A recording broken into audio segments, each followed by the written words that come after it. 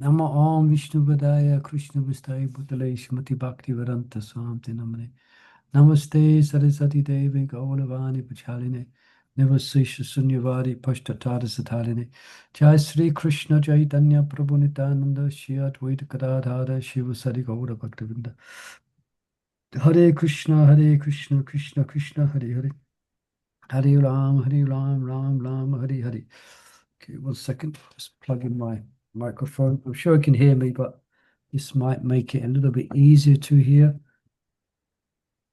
Okay, so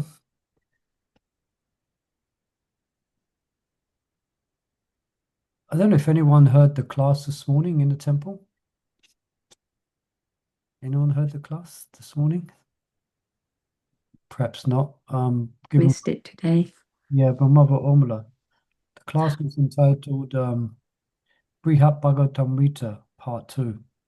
Oh, So she did a summary and took us through the whole storyline of Brihad Bhagavatamrita, specifically part 2.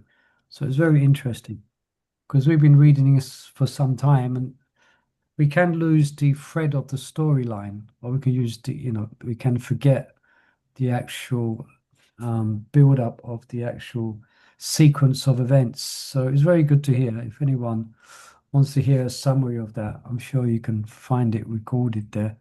So it took about an hour, just over an hour, oh. the major parts Where of. would we find it, Babu? Oh, you'll find it. It's well, it's on Dun. It, it's on Dunderbuts. Yeah, Ah, yeah, it's on Dunderbuts if you want. So just for interest, you might like if you got while you're eating or while you're doing something, you can stick it on and you can hear. she's such a good speaker, isn't she? She's, Yeah, very clear. She's very yes, to yeah, the point. yes, to the point. I think it's okay. So then we're continuing on from last Wednesday, and we last Wednesday also, as all these verses are, they're from Srimad Bhagavatam, more or less all these verses. And this one here, especially the first 3 words, I'm sure many devotees are familiar with this. Na parayaham. So I am unable to repay you. So this is a well-known verse where Krishna is admitted that he's indebted to the gopis. Their love is so great that he's unable to reciprocate, at least from his perspective, accordingly. So that from Bhagavatam. So we read that last week, and we're starting 139 today. And so anyone would like to read? Hi, Krishna Prabhu, can I read? Yes, please, you can. Just the translation and commentary. Thank you, sir. Dear gentle Uddhava, go to Raj and give pleasure to our parents, and also relieve the gopis' suffering and separations from me by giving them my message. Commentary text 139 through 146 was spoken by Shri Krishna to his dear servant and best of advisors, Uddhava. What we say about another person when that person is absent usually indicates our true feelings more reliably than that we say in his presence. Wherefore, Krishna's confidential statements to Uddhava about the gopis confirm what Krishna does indeed feel as indebted to them as he claimed while speaking with them. Krishna wanted to do that would most help the gopis obtain his full mercy. So instead of going to Vrindavan himself, he dispatched Uddhava. He hoped that the message Uddhava was to convey would pacify the Vrajavasis. Those feelings of separation that burning them like uncontrolled forest fire. Krishna's message was meant to sprinkle on them the nectar of his company and give them some hope that they might see him again. This verse and the three that follow come from a 10th canto of Srimad Bhagavatam, 10:46, 3-6. In this first half of this verse, Krishna follows the way of ordinary dealings by asking Uddhava to console his mother and father. In the second half, he directs Uddhava to give special attention to the gopis. The name Uddhava means festival.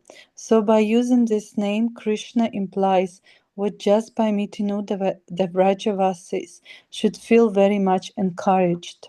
And Krishna refers to himself by using the plural pronoun na, either because he feels proud to be the son of Nanda and Yashoda, or else because he thinks that since Nanda and Yashoda accept Balaram also as their son, they should accept Uddhava the same way.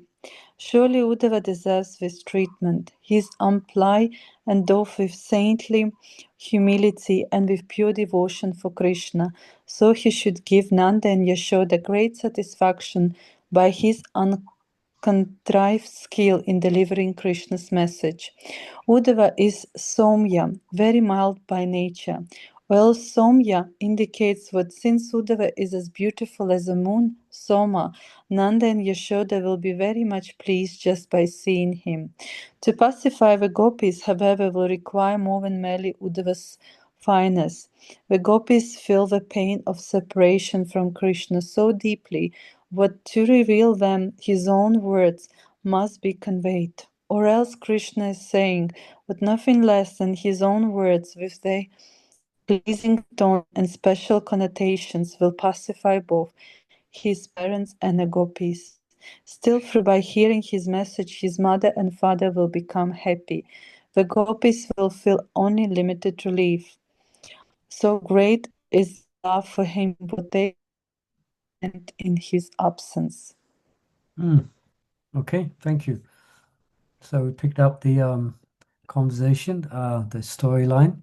There's no Uddhava plays a big role in Krishna's Leela, mainly in Dwarka, but specifically here we're hearing about his visit to Vraj, and that's you can read that in the Krishna book. Yeah, so Krishna himself, due to various circumstances, he is unable to personally go back at this specific stage. So that's what it says here. Like Krishna, like here, Krishna wanted to do what would most help the gopis obtain his full mercy. So instead of going to Vrindavan himself, he dispatched Uddhava. In one sense, you could say he could have gone himself. So instead of going himself, but there's reasons why, as far as I can understand at this point, and that's why he's sending Uddhava to convey his message. And obviously, Uddhava is very qualified to.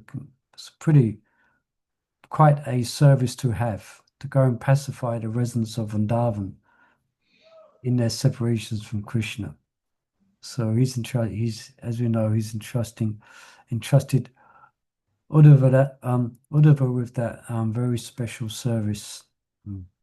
Okay. Any other questions or any comments? We can continue. Just reading is wonderful pastimes. Okay. So dear gentle Uddhava, go to Vraj and give pleasure to our parents, and also relieve the gopis suffering in separation from me by giving them my message. I think there was various messages that Krishna gave to Uddhava. And who else went to Vrindavan to pacify the residents of Vrindavan? Balaram went as well. Balaram, yeah. Is that after? Do you remember whether it's before or after? I don't know. Perhaps I think I'm speculating. I was feeling that I was after. Okay. Perhaps that might come up as we're reading. All right, someone like to not use, someone like to read text 140. Mother Gayatri, you have your hand raised. That a reading hand? Yes. Yes, it's a reading hand. Go ahead. Okay, can you hear me? Yes, loud and clear. Okay. The minds of the gopis are always absorbed in me, and their very lives are ever devoted to me. For my sake, they have abandoned everything related to their bodies, including ordinary happiness in this life and the religious duties needed for happiness in the next. Therefore, I take it upon myself to sustain those gopis in all circumstances. Commentary. In this verse, Krishna tells Uddhava why the gopis need to be so carefully consoled. He also explains why he feels so obliged to them, and what attributes set them apart as his greatest devotees. Because the gopis always think about Krishna, they appeared as if possessed by insanity. And because Krishna is their very life and soul, whenever he goes any distance away from them, they seem on the verge of death. In the past, they expressed their unalloyed devotion for him by making great sacrifices. For his sake, they gave up the company of their husbands, children, and homes. But now that they live in Braja without him, they feel desolate because they cannot resort to any other shelter than him. If the gopis have actually sacrificed everything for Krishna, why don't they just go to Mathura to be with him? They don't because he promised he would soon return to Vraja. That promise, as well as their concern for Krishna's happiness, keeps them from abandoning their physical responsibilities to their husbands, children, and so on, and keeps them nicely dressing and ornamenting themselves. Otherwise, the gopis would simply walk away from their families and cast aside their fine clothing and the jewelry Krishna sent them from Mathura. The gopis have no attachment to any of these. For the sake of Krishna, the gopis have put aside all hopes for success in this life and the next.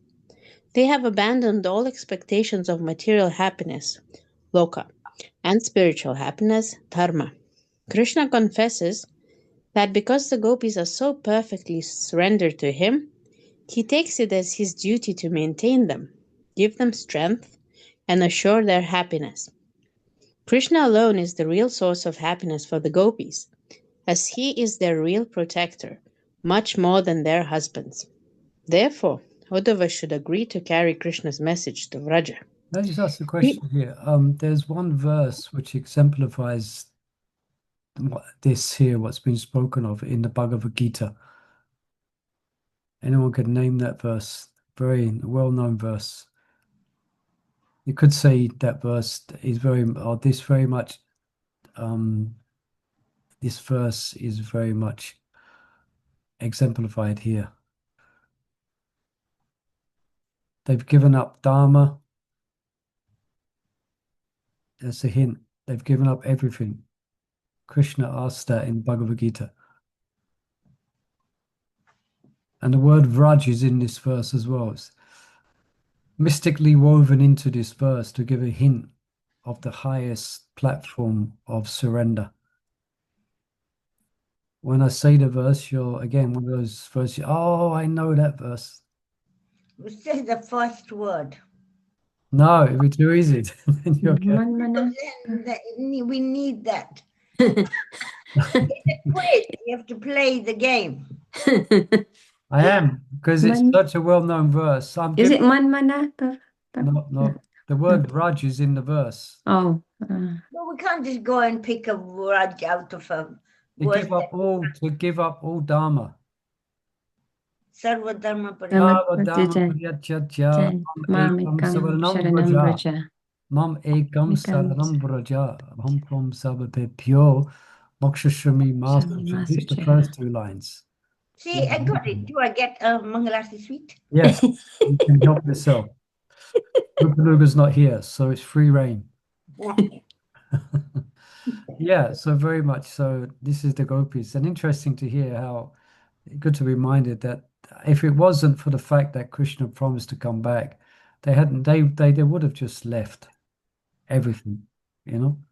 Sometimes I think, it's Gaur Govinda Maharaj would describe it quite dramatically that their life heirs can't escape because there's a bolt.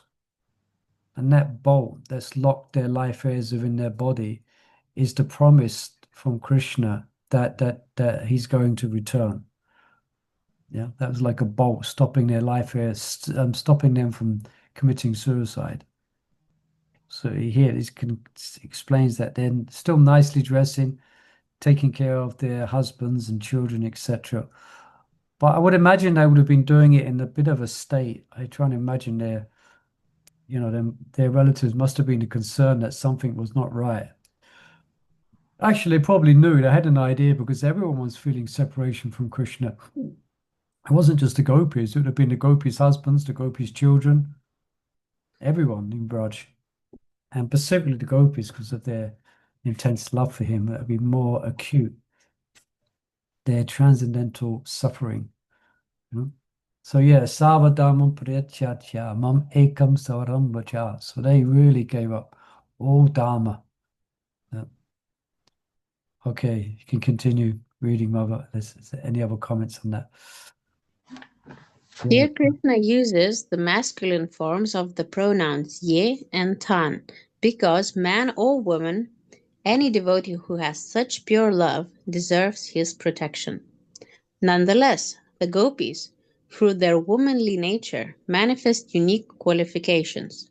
They have made what for women is the supreme sacrifice by abandoning for Krishna's sake their social connections, loka, and their feminine virtues of shyness and chastity, dharma. Uddhava may worry that the gopis, having abandoned everything, must be wandering aimlessly in the wilderness. How then will he be able to find them? And furthermore, since they have rejected eyes, they must have become like mad women haunted by ghosts. How then will he be able to reason with them? Krishna assures Uddhava that even though the gopis have for his sake abandoned Loka and Dharma, he watches over them and protects them. He continues to provide them the same worldly and superworldly benefits they have rejected. Thus, when Uddhava reaches Vrindavana, he will find the gopis at home with their husbands and children, and of sane mind. Okay, so sane mind here. So Krishna's maintaining them completely. Yeah, so he's entered within them, you could say, and he's maintaining their mental stability to some degree so that they can execute their duties. Otherwise, they wouldn't. Yeah, carry on, Mother. Yeah. What's more, Krishna personally continues to provide even for the husbands and children the gopis have mentally abandoned. There is no need to worry that the families of the gopis might be uncared for, or that the community might have ostracized the husbands for having wives who have abandoned religious principles. Krishna is protecting the gopis' families, and of course, he is protecting the gopis themselves and their religious principles. Through his personal energies, Krishna provides for the needs of the husbands and children. Prabhu, I haven't finished. Sorry. Sorry. So what doubt can there be that he maintains the gopis? He supplies their worldly needs, loka, maintains the integrity of Okay. their religious duties as women, stri dharma, and keeps them strongly engaged in their primary interest and highest dharma, nama sankirtana, and the other essential aspects of devotional service to him. According to the rules for Sanskrit euphony, Ye Tyakta may be read as the exiled form of Ye Atyakta. And when we take the liberty to restore the prefix a, not, another meaning of the last two lines of this verse comes out. Only for my sake have the gopis not abandoned their worldly responsibilities, Loka Dharma. Therefore, dear Uddhava, since you are virtually equal to me, you should go to Vraja, make the gopis happy, protect their sanity and natural humility, and do the same for their husbands, their children, and everyone else in Vraja. Okay, so very nice. Yeah, again, this verse, 1866, although he explains in the second half of the verse that I shall protect you from all sinful reactions, obviously the gopis have not, they have not engaged in any sinful activities. But the point here is that Krishna is the principle of surrender to Krishna, that Krishna is going to protect one. I'm sure some of us, perhaps to one degree or another, when we're coming to Krishna consciousness, beginning to associate with devotees, then we might have had some apprehension, some fears about what would happen if I do this, or if I take up this, or if I chant this mantra, you know. what will happen to my work, what will happen, etc., etc. Maybe in different fears and anxieties. But what does Krishna say? Masuchiha. We should have no fear. So in the same way that Krishna is obviously taking full care of the gopis, and not just of the gopis' families. So in the same way, this principle of surrender, even for us as sadhakas, coming to devotional service and taking up the activities of bhakti, then we have no need to worry. There is nothing to fear. Krishna is going to take care of us. I remember, as we might have said before, I remember my mother when she was in the process of leaving the world. She had a cancer, and she was praying to Krishna. Well, she was concerned about me, because what was going to happen to me. I was trying to convince her that there is no need to worry. Krishna's going to take care of me. Somehow she was concerned about what's going to happen. Yeah, and exactly that. Krishna has provided me with everything I need to execute devotional service, everything material and spiritual. So in that sense, we should that's what it means to follow in the footsteps of the gopis. Of course, we cannot imitate them exactly, but this principle of abandoning everything, even without having a clear idea of how Krishna's going to protect us exactly, or how he's going to make ends meet, we might not have a clear idea of how it's going to happen. I remember speaking to quite a few devotees as well, trying to gently convince them to take up chanting 16 rounds. So for some, they couldn't possibly conceive of fitting that amount of time in, 2 hours a day, with all their other duties. But then at some point, by the association of devotees, then they start chanting 16 rounds, and everything around them mystically slots and move into place to help them, to facilitate them to chant 16 rounds if they're really sincere. So it's the same principle is happening with the devotees in general.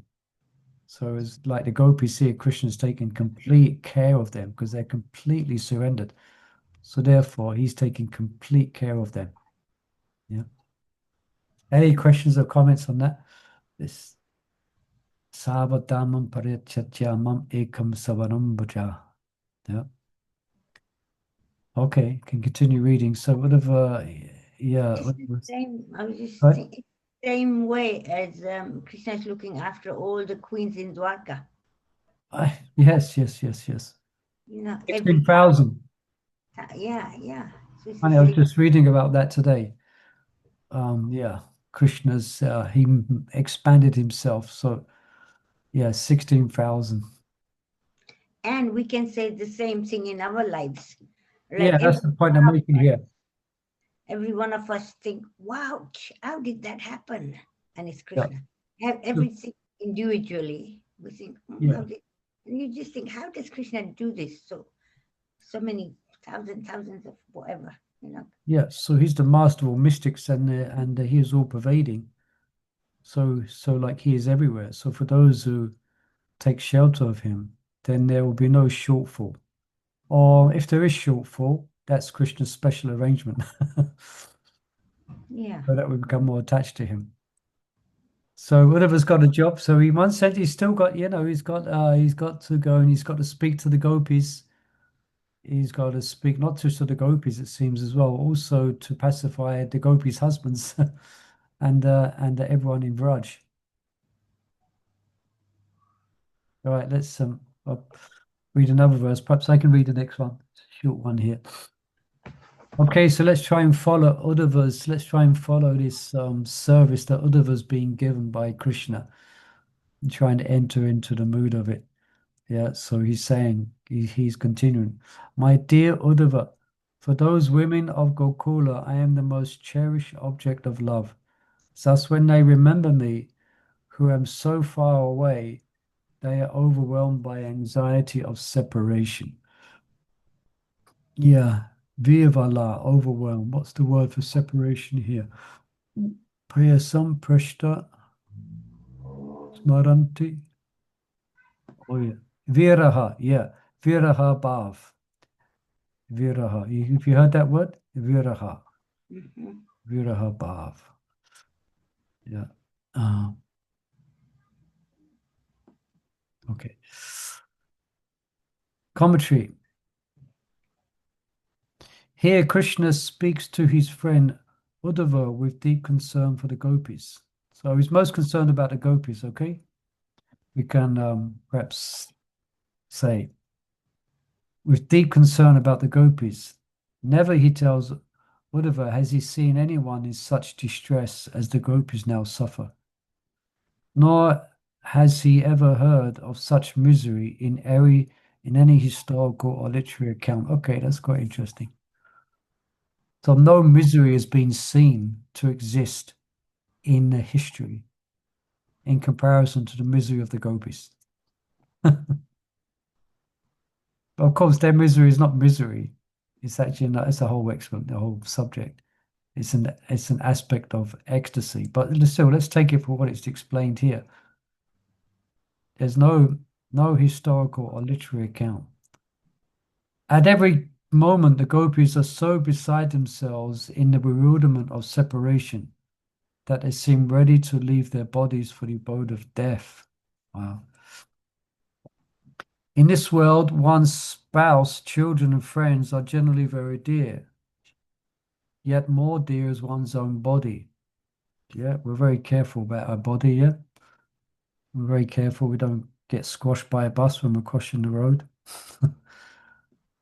And still more dear, the vital air of life. More than life is Dharma. Okay, so more than life is Dharma. So for some, being dharmic is more, they would rather, to be undharmic, they would rather die. Yeah. More dear than life is Dharma. Still more dear is moksha, liberation. And even more dear is Krishna bhakti. Okay, the most dear thing to the soul. Pure devotional service to Krishna.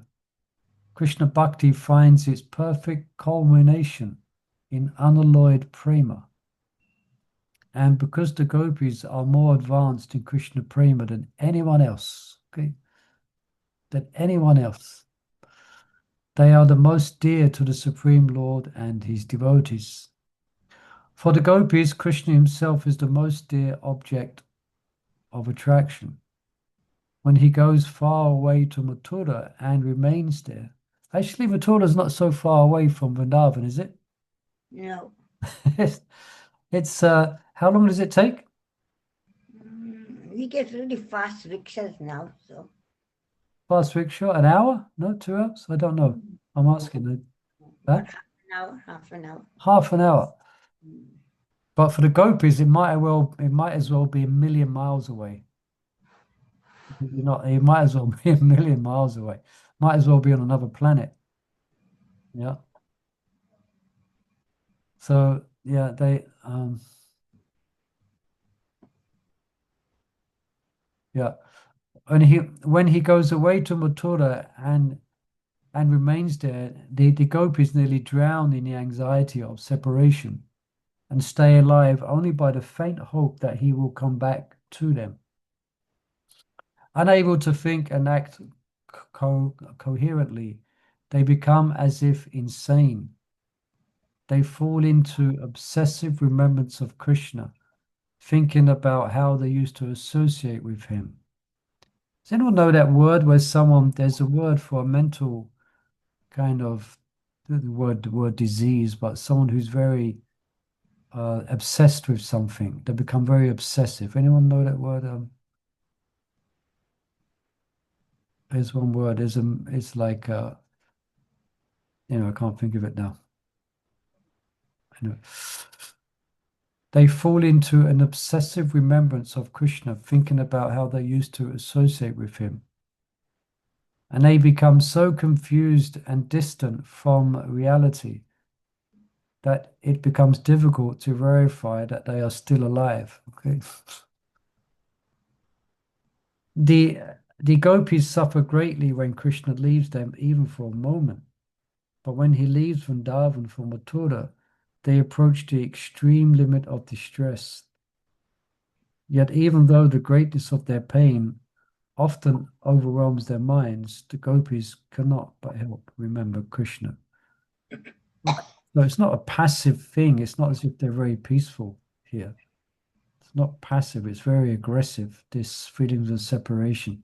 It's eating them, kind of eating them alive, you could say. But of course, it's all an aspect of prema.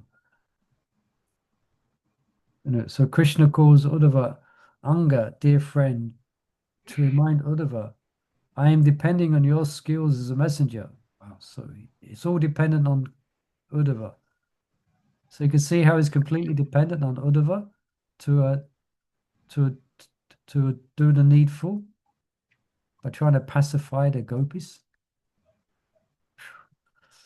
I am depending on your skills as a messenger and counselor to save the lives of the gopis by delivering my message. Okay, so that's the job, the service he has. He has to save the lives of the gopis. Okay. All right, let's continue. 142. Anyone like to read this one? Okay, I can read. Yeah, please. Is there another word for, what was it, obsessive, you said? Obsessive, yeah. Is it possessive? Possessed? Possessed, Possessive? no, there's another word I'm thinking of. It's actually a medical condition. Oh. When someone becomes completely obsessed with something. Anyway, it comes to mind in a minute. Anyway, not important. Text 142. Simply because I have promised to return to them, my fully devoted cowherd girlfriends struggle to somehow or other maintain their lives. Commentary. In the previous verse, Krishna described the condition of Gokul Striya, which can be taken to mean all the ladies of Raj, old as well as young. Now he focuses his attention on the Vraj gopis, who are most dear to him. The young gopis, such as Sri Radhika, as improbable as it seems to Krishna, these dear gopi girlfriends, including Chandravali, even though on the constant verge of death from the pain of separation, manage somehow to survive. Krishna is ashamed to confess that he intends to lie to the gopis, yet he must explain the contents of the message he is asking Uddhava to carry.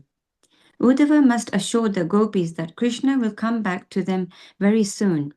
This should save the gopis from the grips of death, just as a message saved them once before, when Akura had taken Krishna and Balaram away from Gokula.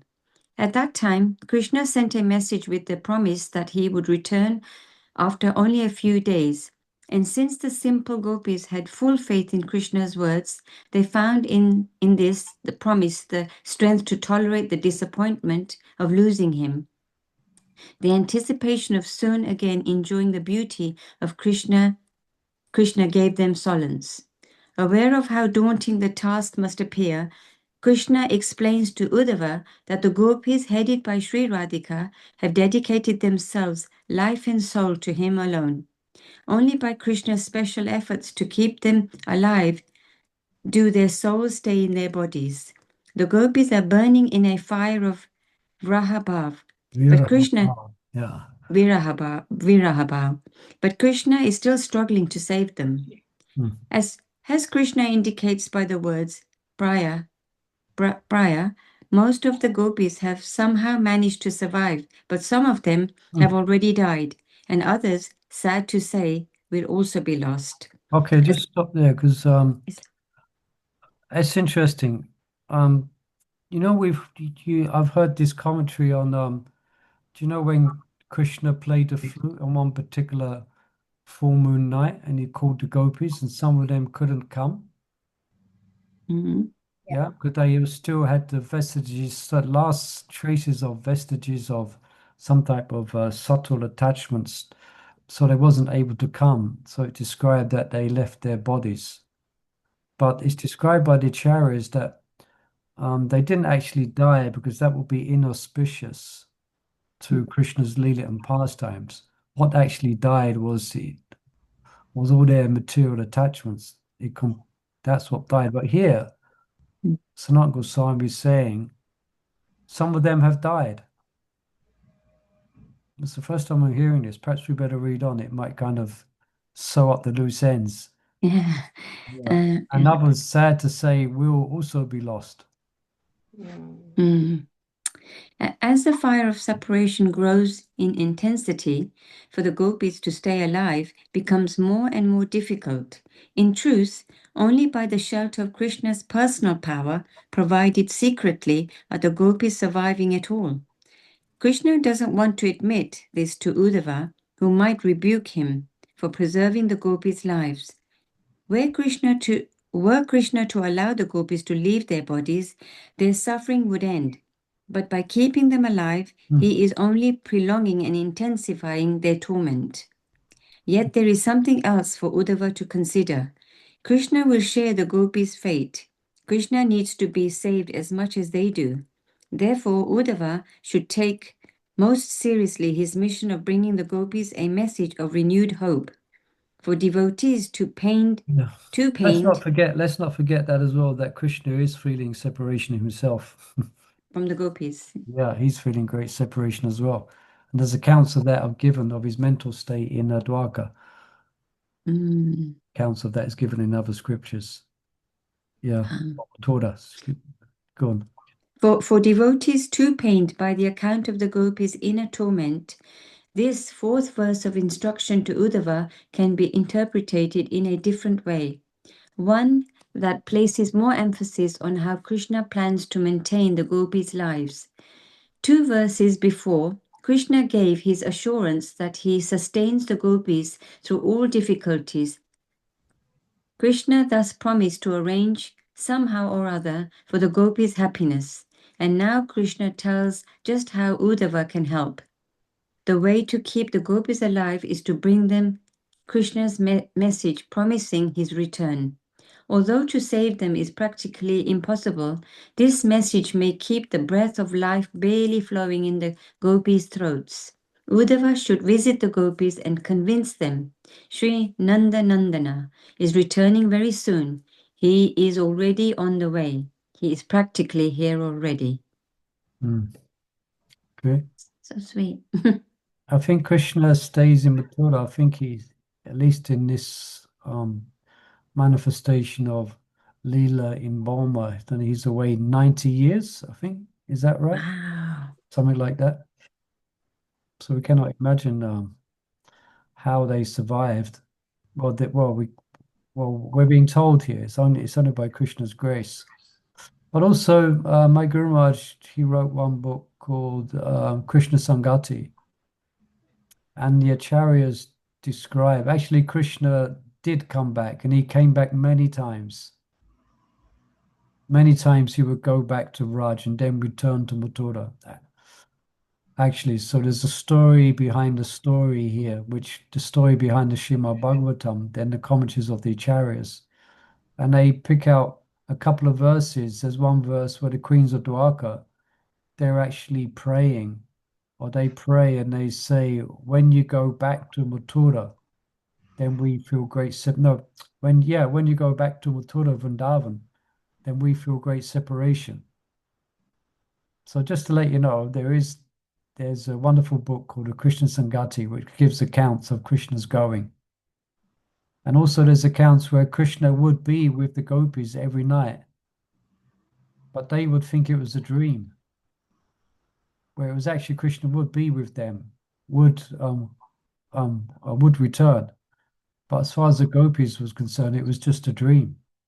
So there's all these things are happening as well. So it's not as if literally Krishna did not come back for 90 years. The acharyas give different accounts. Yeah, there's one beautiful account that I just remember where, the Krishna's coming back and he's first he meets all the cows and the cowherd boys, then they can't believe it's Krishna and they're staring wide-eyed at Krishna, and Krishna's come back and the news gets to the gopis and Mother Yasoda, and then Krishna comes back and it's described even the trees uproot and they all go to meet Krishna. Inconceivable. Like all the trees and plants, they all mystically go to meet Krishna as he enters and it's wonderful to read. And then after some time, after the rejoicing and after some time, then they wake up and then he's gone again. They're in a different type of ecstasy. So these descriptions are also there as well.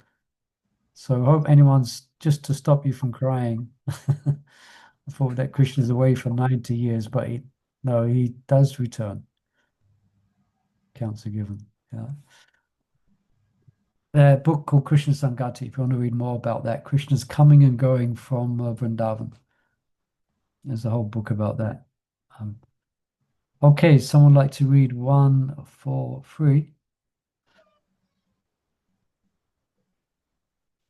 Any enthusiastic readers out there? Mother Chandravali. You have been volunteered. Text 143. Yeah. Yes. Okay. The residents of Vrindavan, headed by the gopis, were always completely attached to me with deepest love.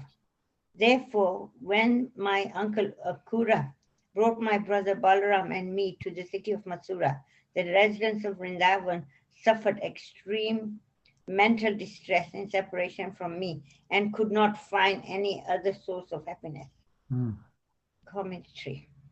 The next 4 verses recited by Parikshit Maharaj to his mother, text 143 through 146, come from Krishna's discussion with Uddhava in the 11th canto of Srimad Bhagavatam. When Krishna and Uddhava were together in Dwarka, Krishna explained to Uddhava the great value of associating with saintly devotees of the Lord. Discussing this topic reminded Krishna of the most exalted of all saintly Vaishnavas, his own beloved gopis, and this so overwhelmed Krishna's heart that he digressed to speak these 4 verses. King Kamsa engaged Akura, the son of Swapalka, to bring Krishna to Mathura, whatever it took. Krishna was reluctant to make the trip, but Akura used his wit to convince Vasudeva and Balaram that going to Mathura was unavoidable. By referring to Akura as the noble son of Swapalka, Swapalka being a worthy descendant of Yadu, Krishna is telling Uddhava that the Brajvasis, including Krishna himself, have to excuse Akura. After all,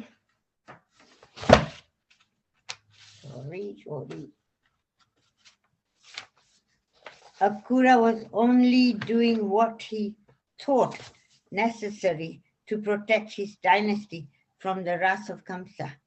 Lord Balaram, who was present when Akura came to Vrindavan, could have expertly pacified the Brajvasis, as he had done previously. When Krishna seemed imperiled in the grip of Kaliya, but this time somehow he made so much attempt. No such attempt. And when Akura approached Balaram to present the plight of Vasudeva, Devaki and the other Yadus who were living in fear and mercy could fear and misery, understand the rule of Kamsa.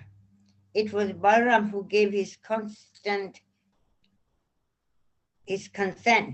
for taking Krishna from Vrindavan to Mathura. Had it not been for this, Krishna might never have left Vrindavan. Yeah, this is there's a great detailed account of this given and again in the book Krishna Sangati. It's quite heart-moving actually, when actually Akura comes and Mother Yasoda, just by hearing that sound vibration, Krishna is leaving from Mathura, she became greatly shocked and perturbed. And she was trying to hide Krishna. Yeah, and it was Nanda Maharaj who also, not just Balaram, but also Nanda Maharaj, or here, Balaram, ultimately, he convinced Krishna, then Krishna, from that point on, Krishna, understood his mission. But still, Mother Yasoda, she was trying to hide Krishna when Akura came, when it was time for them to go. I can't remember all the details, but dare to read it. If you want to read more about this specific Leela, the details of Krishna going to Mathura. Yeah, can continue. After Krishna departed, the gopis could find no other object of delight for their eyes. Whatever they saw reminded them that Krishna was gone, and this only made them more miserable. With the supreme desirable object removed from their sight, everything else appeared worthless. Separation from Krishna was like a persistent throbbing in the head that made enjoying anything in the life impossible. Even before Krishna left, the gopis' attraction to him had been obsessive, but not now. It was utterly out of control, and it tormented them like a raging fever in the brain. They entered the rarest state of ecstasy in which nothing around them seemed able to give any happiness. Uddhav might wonder why the gopis, whose wisdom is praised by the most learned sages, continued to be attracted to Krishna even after he had caused them so much anguish. Krishna's answer is that the gopis' love for him was so extremely intense that nothing, not even his mistreatment of them, could impede it. As the sage Parasara describes. So there's a verse in the Shishashtakam which exemplifies this mood. So this is a mood of prema. I can say that verse in Shishashtakam. Or the English translation.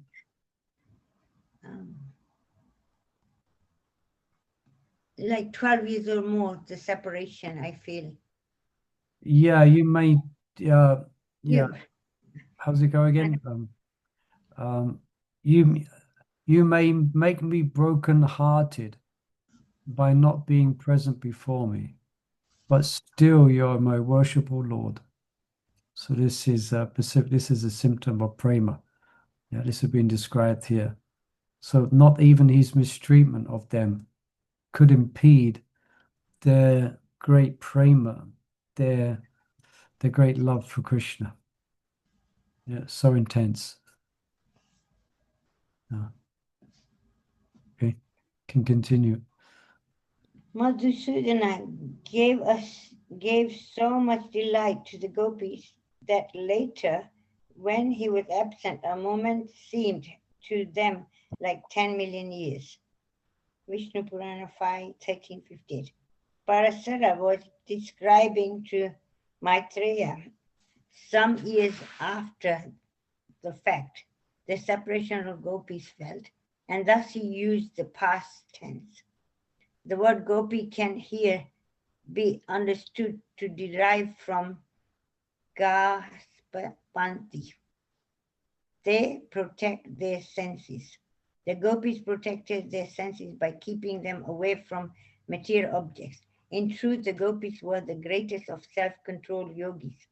But Krishna charms so entranced them that they became entangled in loving affairs with him and therefore suffered. Madhusudana is the name of a particular bee, well known for his rapacious nature of greedily collecting honey from many lotus flowers. And another Madhusudana, known as Krishna, took from the gopis and ruined Sudaryati all their honey, Madhu, all their attractive, enjoyable qualities. He stole everything they had. Krishna here confesses to Uddhava that it is simply his nature to attract all sorts of people, exploit them for his own pleasure, enjoy them to his full, and then go away and leave them miserable. Doesn't sound very good, does it? Nature is to attract everyone, exploit them for his own pleasure, enjoy them to the full. You know, in one sense, if these qualities were given to a materialistic person, it would seem very unpleasant. If you knew if you knew someone who attracted people for one way or another, then exploited them for his own selfish needs, and then he went away and left them completely miserable. But that happens in material world, doesn't it? Yeah, so Krishna is the he's the contradictory qualities. He seems to have contradictory qualities, but it's all to his glory, actually.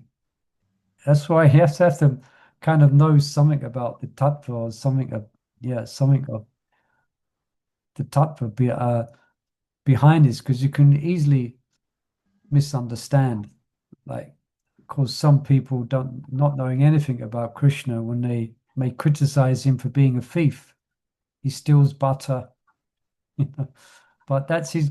And here, a thief is not a very good occupation. It's kind of looked down on. Yeah, someone who's a thief or someone who's known as a thief. But when Krishna thieves, then it's very wonderful and it's celebrated. So same here. Krishna, when we should want to be exploited by Krishna. Yeah. Anyone want to be exploited by Krishna? Mm-hmm. For his own pleasure? Yeah, let us, let him exploit us for his own pleasure and enjoy and leave us and then disappear, leave us completely miserable. But that misery is like hankering for Krishna. Anyway, Hare Krishna. Isn't that the thing for devotional service? Everything for Krishna, for his pleasure. Yeah, this is the idea. Everything is for his pleasure. Krishna's pleasure. And then we will automatically be absorbed in an unprecedented wave of ecstasy if we can focus on that, rather than just trying to, like misers, trying to find pleasure for this temporary, useless body. And what pleasure can it actually give? But if we can focus on giving pleasure to Krishna, then we will be like in an ocean of great ecstasy, more than what we could ever dream of obtaining from trying to enjoy ourselves materially. Of course, that takes faith, Yes. Go on. In this message, or in the message, Krishna was instructing Uddhav to carry. Krishna might have said that he himself endured as much torment in separation from the gopis as they did in separation from him. But the facts prove otherwise. The gopis surrendered to Krishna with absolute dedication, as he himself will describe in the next two verses. Krishna, however, as he confesses to Uddhava, is not nearly as surrendered as to them. Krishna may have a high reputation as the most exalted of saintly persons, but in his own opinion, expressed in these verses, the gopis are much more virtuous. In them there is not a trace of cruelty or ingratitude, and pure love for him like this is not to be found anywhere else. Okay. So you can make a comparison between Krishna's love and the gopis' love. So in the gopis, then Krishna, there may seem to be, again, paradoxically, there seems to be ingratitude because Krishna left them. But actually, as we know, it's a whole reasons behind it. And pure love for him, like theirs, is not to be found anywhere else. Like where Krishna comes undone in comparison to the gopis is that Krishna's love or affection is spread to all of his devotees. but the gopis' love is focused just on Krishna. You understand the difference? But Krishna's love, of course, it's mostly focused on the gopis, but Krishna is a maintainer of his devotees. So he is maintaining unlimited devotees. So he's kind of, could I say, splayed out? His love is focused, splayed out, spread out. But the gopis is not. It's fixed. It's just, so it's very powerful. So that's so powerful that it actually controls Krishna. As you know, that love of the gopis, and especially Radharani, completely controls it. It's so powerful. Yeah. So that's the way.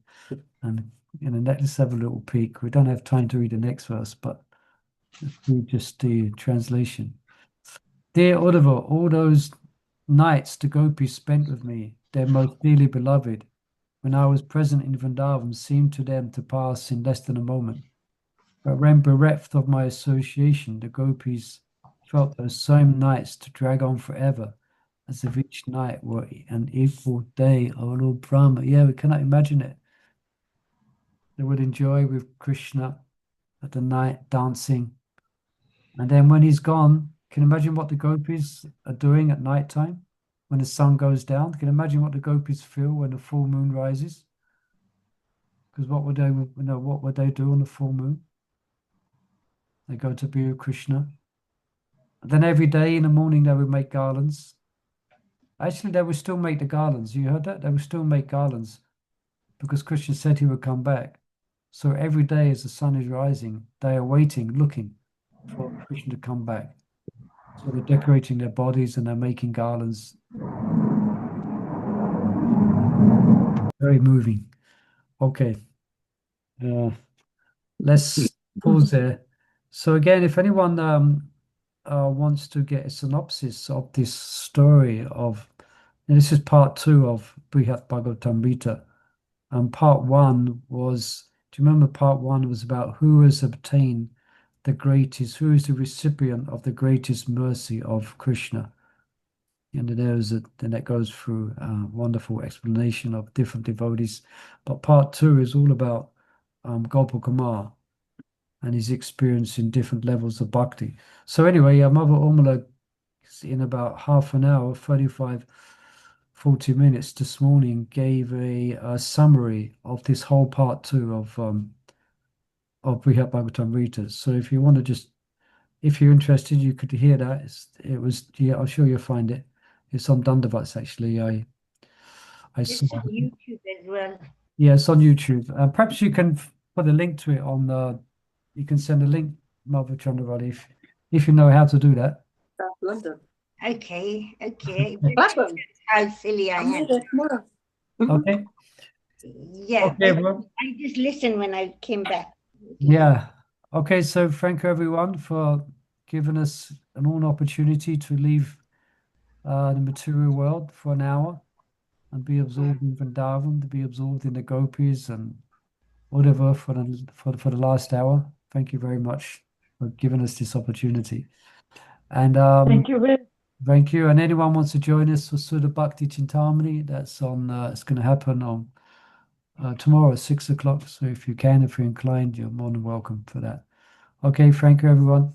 Thank you. Hare Krishna. Krishna. Thank you for the wonderful class, Molly Thank you for the Manohar. class. Brihad Bhagavatamrta ki jai. Jai Gaura Premanandi Hari Bol. Hari Hari Bol. Krishna Krishna Krishna Hari Hari. Hari Ram Hari Ram.